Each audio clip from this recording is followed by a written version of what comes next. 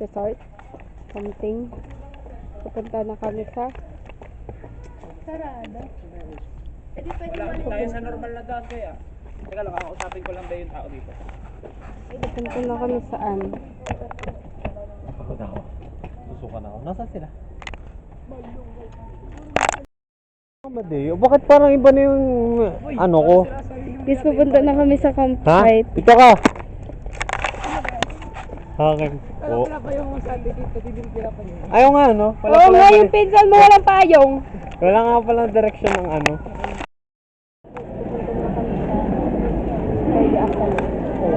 Okay, as we start in our EDA 71, last na kami ang ating mga pastor.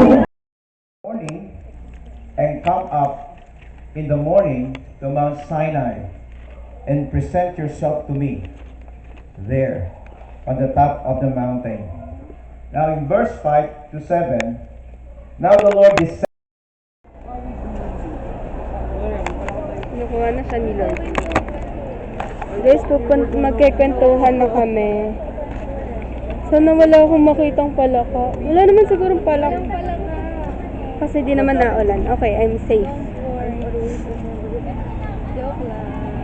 Meron. Meron to eh, kasi ganito eh. Ay, di. Naman live na lang. Alam mo yun? Kailangan kong pagkasyahin yung 4 na araw. Ay, kailangan kong pagkasyahin.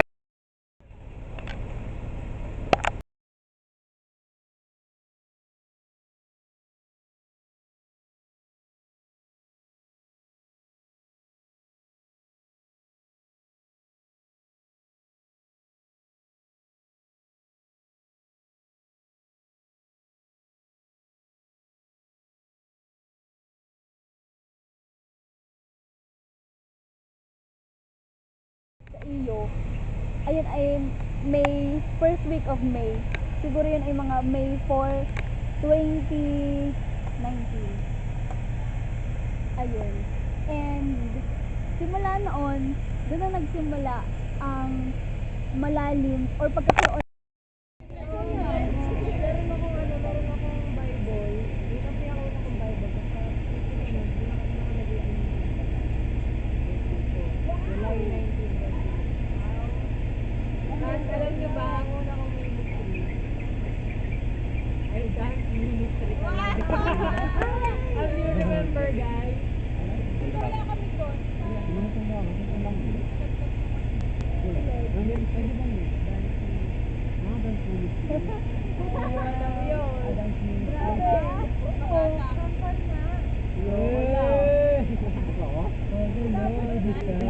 Ilang months, ilang years ka nag-stay doon?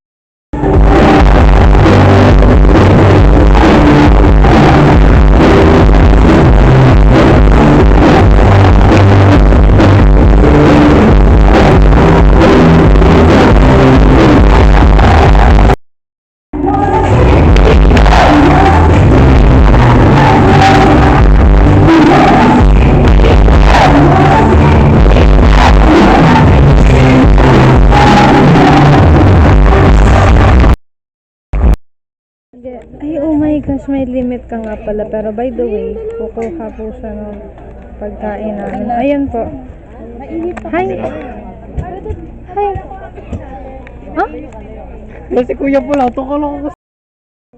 Ay re guys, oh. Hello guys, this is the videographers. Ito po, may photographer. Ako po, yung inyong videographer for today. Ito po sila, may dalawang paldo. Ang galing naman ito. OMG. Miracles. Soon after, he had seen a demonstration of God's glory, and suddenly, because he listened to the wrong voice, he got discouraged. Guys, it's night na. day 1 done. We're going back to our apartment, I guess. Our room, yes. Because we're going to eat and we will sleep. Thank you po. Earlier, there was a prophet speaking in English. Oh, you're not here earlier. We took a picture over here. Oh no, I'm not there.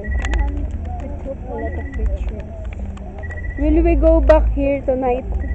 Look at this. Sir, ng 18, tapos na yung araw. Kain na kami. Bye-bye. Grabe yung... Itong puwit Gawa lang. ng paalis si Naking. Si Trisha. Bibilin ng tubig at saka ng... Oo, anong tubig? Kaya po yata dyan ng baka. Sensitive Si daw po Teresa. ata si ano. Di ba laging masakyan niya? Tsaka toothbrush, bibili daw sila. Oh, So... pwede Hoy dito Andrea, yung pagkain mo doon ay nalamigan na ng ubod. Anong pwede? May pagkain Ano yung ubod? Yung ano yung Malma. pinadala ko kay Ki. Ay! Tinala ka ni Kian kanina. Aba, ang Lia, may dalang goggles. Sinuot. Tumalon sa kama. Ando doon si Maureen. Hindi nakita. Oh, at nakakumod. Kakakumod sa kama. Nagising. Sabi Be, how to pause this? Be, how to pause this? Sabi ko, uy, sorry ka. Tara. Hindi na pause pa ka. Dali nga lang. Si Devotion na sila. Ito rin si na Kuya. Tapos nandun si na Kalentong. Si na Ma'am at ay hinihintay ko pa.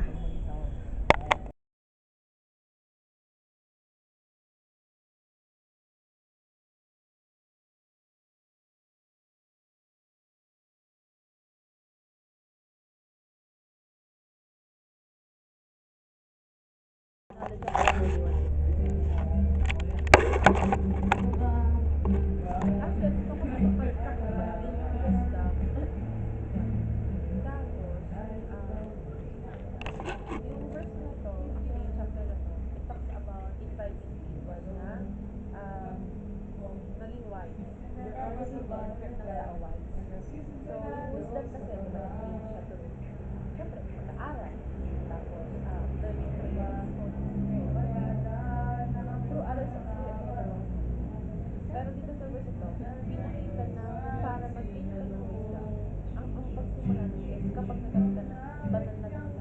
Pag banal na takot, hindi mo yung takot sa reverence, yung pagkabanal sa so, paano tuturo ang Lord ng wisdom? Siyempre, through the word, yung situation sa buhay, and then yung through rebuke and warning. So, dun sa verse,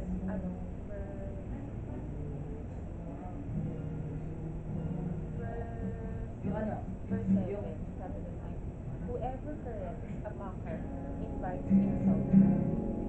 Whoever rebukes a wicked man accuses or accuse. Do not rebuke a mocker or even rebuke a wise man and even us. So kapag isang tao na ang isang tao ay naging matalino kapag nagtatanggap ng correction from other people para maging better na tao. Kasi, di ba hindi naman nakakita kasi yung kamalian natin eh. Ang kamalian natin ang sabi. Tapos, yung tao doon na hindi will not be wisdom. Yung tao na hindi mag-accept about their situation. But, ang tingin nila doon is an attack rather than ang sasabihin ko sa mga sila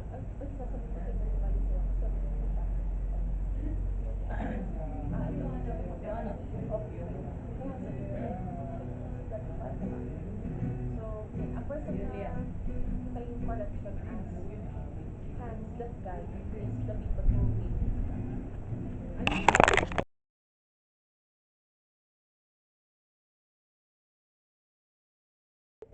Isa yun. 29